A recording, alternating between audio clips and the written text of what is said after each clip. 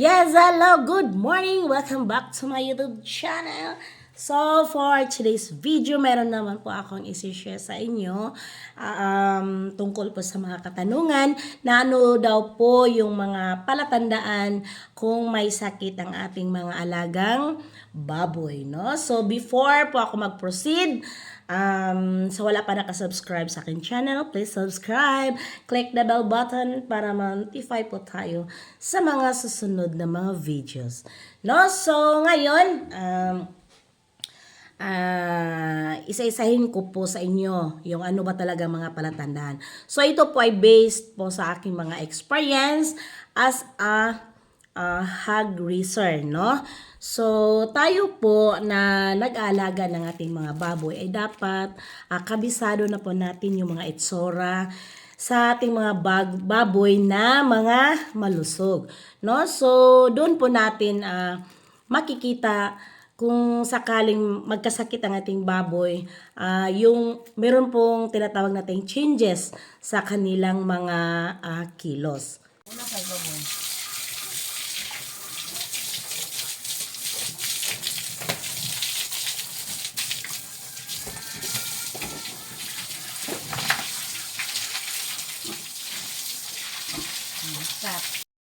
So, paano po natin makilala? So, paano po natin ma-identify na yung ating baboy ay meron na palang sakit, no? So, ito po ay makikita natin sa kanyang itsura at sa kanyang kilos, no? So, unang-una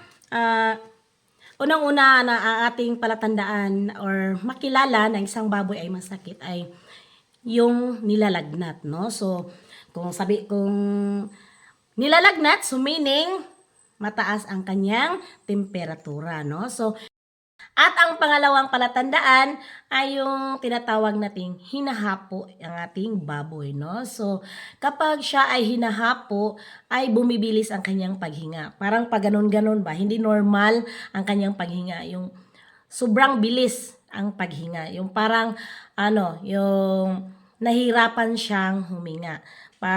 Kaya siya bumilis. Nasabtan ba? At ang pangatlo naman ay yung tinatawag nating walang ganang kumain or matamlay.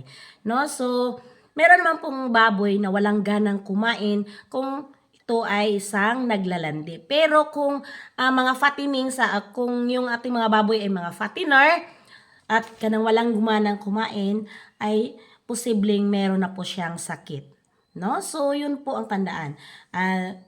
Pang-apat naman ay kapag ang ating baboy ay giniginaw, no? So, para siyang nilalamigan or nalalamigan, no? So, giniginaw siya palagi tapos kahit hindi basa ang kanyang kulungan. So, iba sa normal na kilos ng ating baboy, no?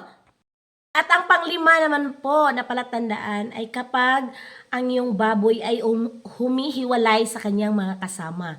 Yung baboy na palaging nakahiwalay na nasa gilid ng kulungan, ayaw makipagsabayan sa kanyang mga kasama. Kung sakaling wala naman siyang kasama at siya lang pong nag-isa, makikita nyo po na palagi siyang nasa sulok ng kanyang kulungan. At ang pinaka-worst na palatandaan kapag may sakit ang iyong baboy ay yung kapag siya ay nagtatae, no? So, sa kanyang pagtatae ay meron po siyang iba-ibang amoy, no? So, malalaman, isa din po yon na palatandaan na yung baboy mo ay meron palang sakit.